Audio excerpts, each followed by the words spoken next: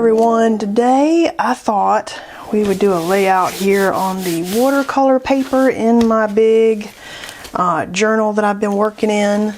We'll keep working in it until we get done.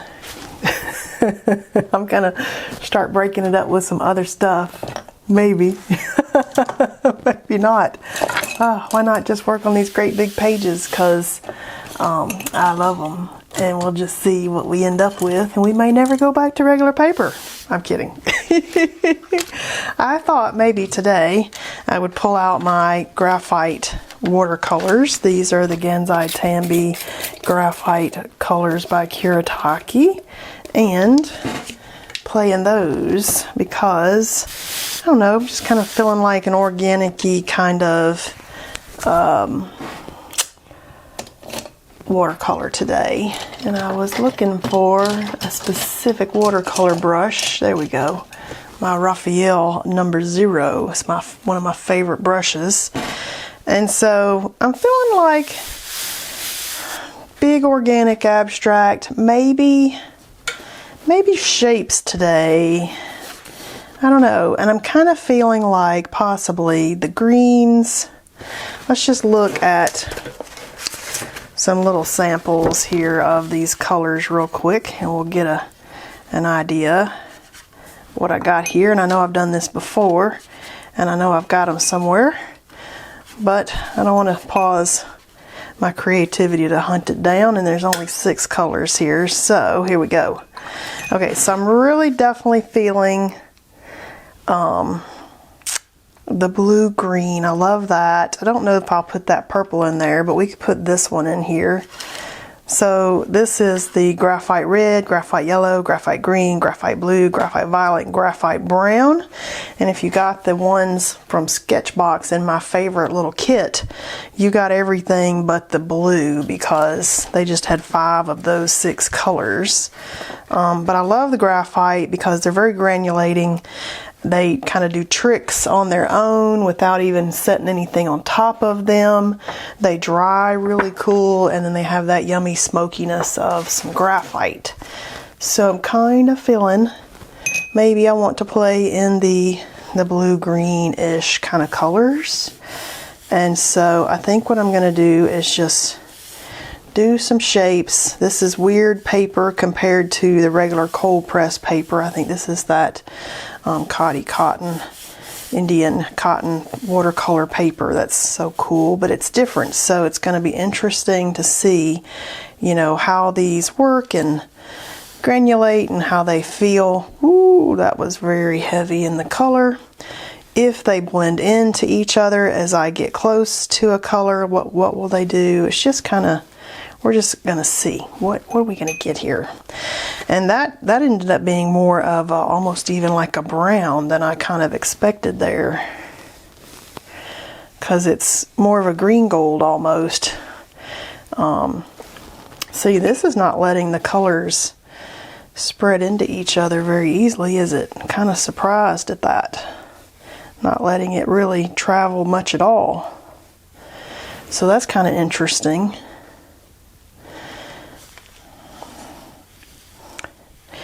No specific purpose here in today. I'm just kind of playing and just see like what can we get if we do this. All right, let's go down here to whatever this color was, kind of a brownish burgundy looking on here. And then I'm thinking after this we can make on top. So I've got this kind of violet color. Oh yeah, good purple.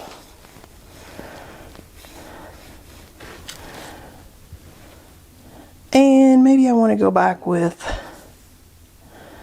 maybe I'll do this one. Just be brave and pick one. And then, do I want any on over here, or do I want to mark make? You know what? I think I want to mark make on top of this. Oh, I think I need one up there though. So what color are we going to do up there? Maybe this. Oop, I don't want the graphite red. I want that brown. I didn't want to introduce that color.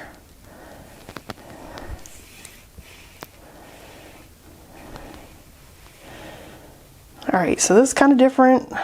Not exactly in my mind. It's not exactly what I imagined, but kind of different. Let's go ahead and dot some color in here and see what that can do for us. Maybe I'll dot some of this green here on this blue. And maybe I'll dot some of that blue on this green. Now I'm just kind of experimenting. I want these colors to kind of run a little bit and do some tricks. Oh, I like trick watercolors. Tell my little puppies they're little trick girls. They do little tricks. They only do tricks for treats at night, though. If we don't have a treat in our hand and it's not at night, they conveniently forget what their tricks were. They look at me like, wait, this is not the treat area, and you don't have treats in your hand. And so they kind of look at me like, no. I think that's the Yorkie in them, because you know Yorkies are a little bit stubborn. They've got little personalities. That's why I love them so much. Such a tiny, cute little dog, all wrapped up in such a spunky little personality. All right, so I'm going to let these dry, and then we're going to make on top of them. I'm almost wondering, do I want to come down here and fill it in?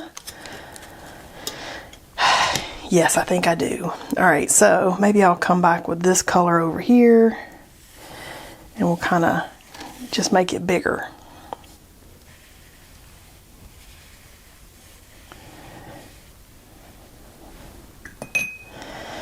And maybe I want this color here.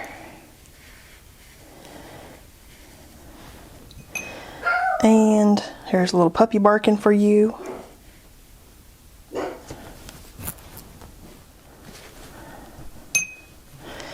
Now I need to come a little further down.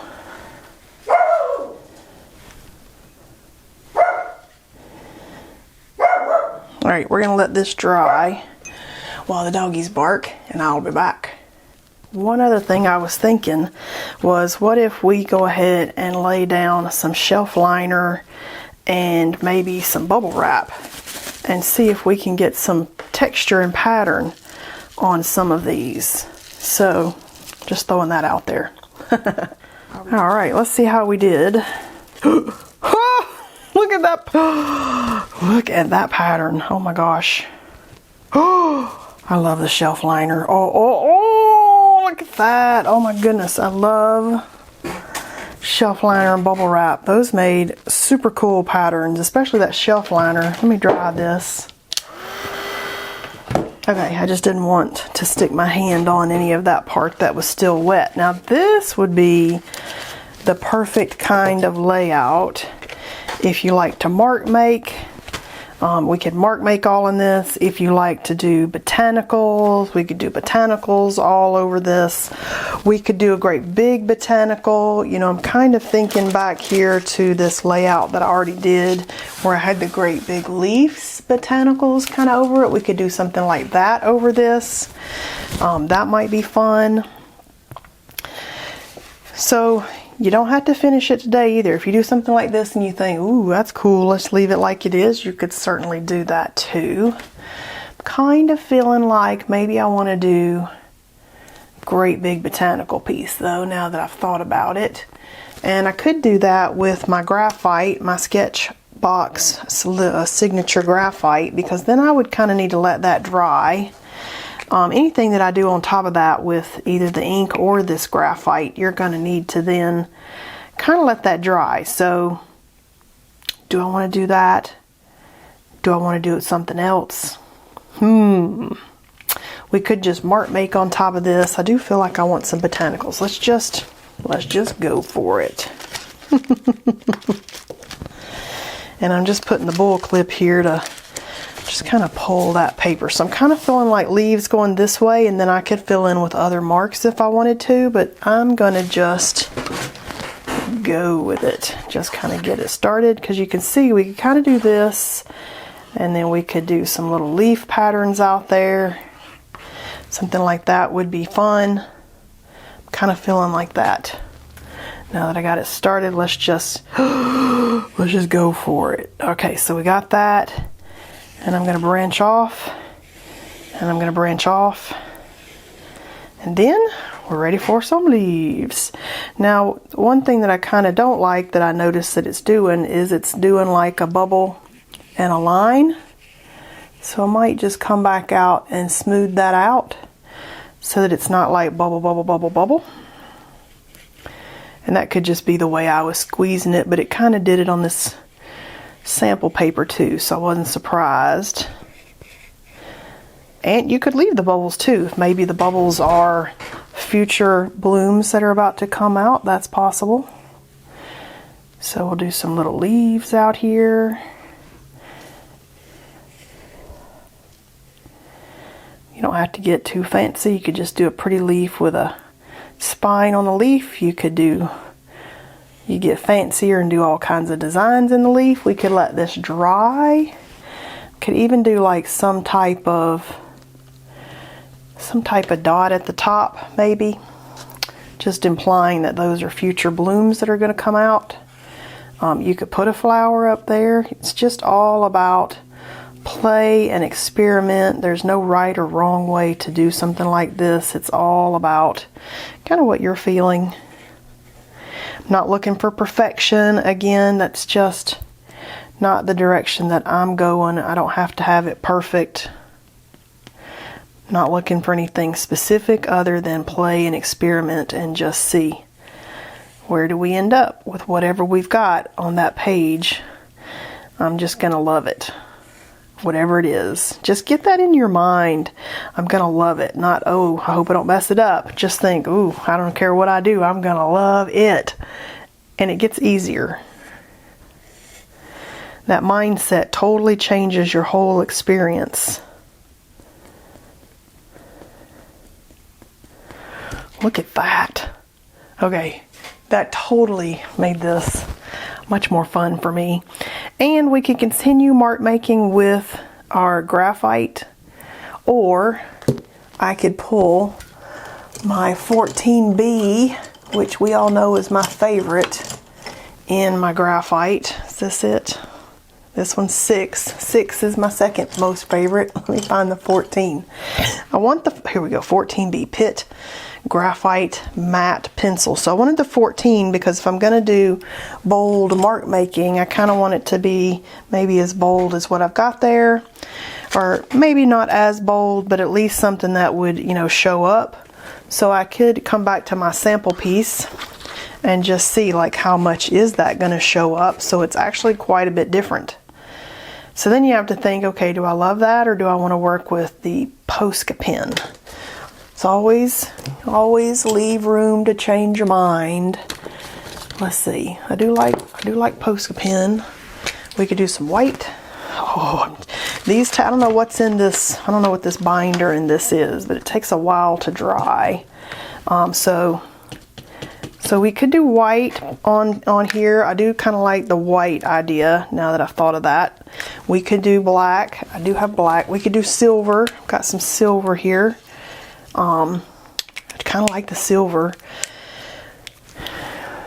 I do like the silver a lot. So I like white and silver. That's kind of fun. So we could come back in here and do some mark making and just be careful of our stems. Dots are always fun. That's why I like the shelf liner and stuff. So I'm having some trouble here committing. Just okay, I'm gonna get out my paint stick that I use as a hand rest because I don't want to put my hand down on all this lovely leaf and vine here that we just made. And I'm just gonna add some texture into some of our little paint squares. Look at that, that's pretty. Whoa, that is pretty, pretty.